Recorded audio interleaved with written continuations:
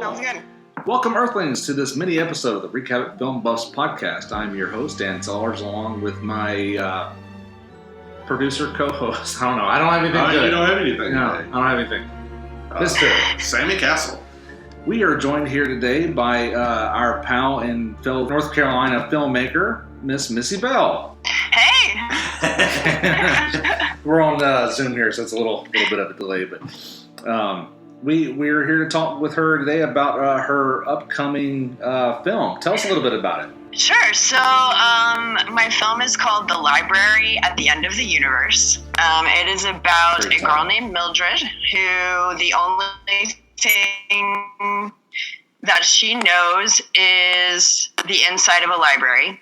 And she finds out from a friend that this may not be the only reality. And so she's faced with sort of this harrowing decision of, do I stay or do I go?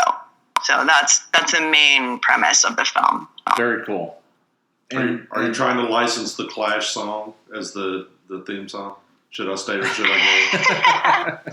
I think that would have been a great idea, but I don't think we have that kind of money. Yeah. We might. We'll see. We understand that totally. Speaking of money, you've launched a really, really cool fundraising campaign on, was it Seed and Spark? Yes. Can you tell our listeners a little bit about that, because I was looking at it the other day. I was very astounded at how nice it is and what a great job you guys did just with the campaign. Well, thank you. I have a really amazing team of people working for me. My producer, Madeline Tesh, and my graphics designer, who's also editing and coloring the film, built that page. And it is, you're right, it's gorgeous. I'm so happy with it. I sat with them and we talked about the vision. And then we also, we shot a prologue film. A lot of people, when they're trying to raise funding, they tend to shoot just like a trailer. Essentially, that's like a sizzler kind of trailer with really interesting shots, but it's not a complete story. And so we decided that we felt it was important for people who want to back the film to see that we can tell a great story. So we have a little pitch at the beginning, but then there's a whole short film. It's a minute and a half or so of a short film that is a part of that campaign as well. So yeah, that's always important to do as a filmmaker. If you are asking for people to contribute, it's important to be able to demonstrate that you can make a good film with the money. So yeah, that's a smart idea. We've done that a couple times. Fundraising campaigns are they're hit and miss for us. We've had some really successful ones and some not successful ones. So The Library at the End of the Universe is a film about a girl named Mildred, and the only thing that she knows is the inside of a library. She's lived there her whole life, and she thinks that there is nothing else. And her friend Philip comes to her and says, a few of us think that there's something more, and suggests that they might leave. And so Mildred is faced with this choice of, do I stay in the safe place that I know, or do I risk maybe death, trying to leave, trying to find something different, and in this belief that there is something bigger and something more. Very cool. And tell our listeners a little bit about the Seed and Spark campaign. Sure. So the Seed and Spark campaign is at bit.ly/library at the end. That's the easiest way to get there. And you can also find us on Instagram at Library at the End, and that has a link to the campaign as well, if that's an easier thing to do. But it's a beautiful campaign. It talks all about exactly what our budget is, what we need. It talks about every single person that is involved in the creative sort of leadership team and production and leadership team. And there is a short film on there, has a little pitch from me at the beginning talking about why the film is important.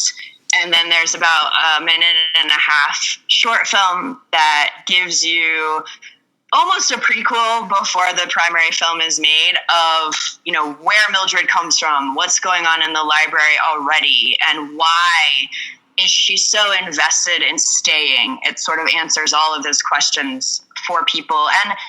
And there's a paper flower that's a very important prop, and that is introduced in the prologue also.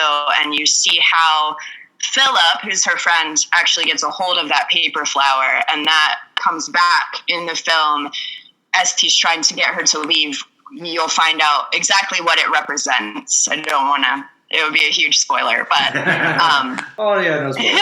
But no spoilers. But her mom gives it to her in the prologue, so we see where it sort of originates, and then we move through. So we were happy to get to meet you and hang out a little bit with you at this year's Recap Horror Film Festival, where your film, The Woodsman, played. Yes, that was a really fun festival. Oh, thank you. We try. We try to make it a fun thing for filmmakers and audience to come together and experience some good horror. So, we love The Woodsman. Tell our listeners a little bit about it. Sure. So The Woodsman was brought to me by the executive producer was Brian Badesco. He also was the writer on the film. And it was brought to a small production company called Colony 9 Productions that is run by Thomas Townsend and myself. And he asked if I would direct. So the story is pretty simple. It's about a girl who is in her apartment. She's alone, and her dad tries to call her. She ignores his phone call. Something is strained about their relationship, so she doesn't want to speak to him. And then after that phone call, we realize that she's being visited by sort of an ethereal being that may or may not be harmful to her. And we also have sort of an understanding that the dad is into cryptid hunting, and so we know that this may be one of those sort of creatures that's coming for her. I need to show my daughter. Oh well, she saw it. I think she was there. Yeah. So this is why I do what I do. Yes, answer my calls. Answer my calls. Answer. Well, very good. I may be protecting you. I was going to say, tell our listeners where they can find more about the Library at the End of the Universe. There's some social media accounts for it, right? There is. We have a Facebook page. You can just search on Facebook. We'll come up. It's just the Library at the End of the Universe. And then on Instagram, it's at Library at the End is our handle. And on Seed and Spark, you can find our campaign at bit.ly/library at the end, all one word. So that's bit.ly/library at the end. And that is where you can find the campaign and pledge your dollars. It also helps us a lot. Just if you just follow the campaign, it helps because Seed and Spark gives incentives for that. Not everybody knows that. So like if you don't have money to pledge, just following the campaign, sharing it with your friends is super, super helpful. Yeah. Very cool. We're very excited for the film, and we wish you the best of luck on raising the funds and making it. Thank you so much. Yeah. I really appreciate you guys. Yeah, Sammie and I and our company, we're looking at shooting our next or one of our next feature films in the Asheville area as well. Hopefully, sometime next year. So maybe we'll cross paths there. I think that would be awesome. Yeah. Just let me know. Sure. And you're working with Jennifer Treadrone. Yeah. She's in the prologue. She's not in the primary film, so don't get super. But she, without any spoilers, she's in the prologue and she plays Mildred's mother. Yeah, gotcha.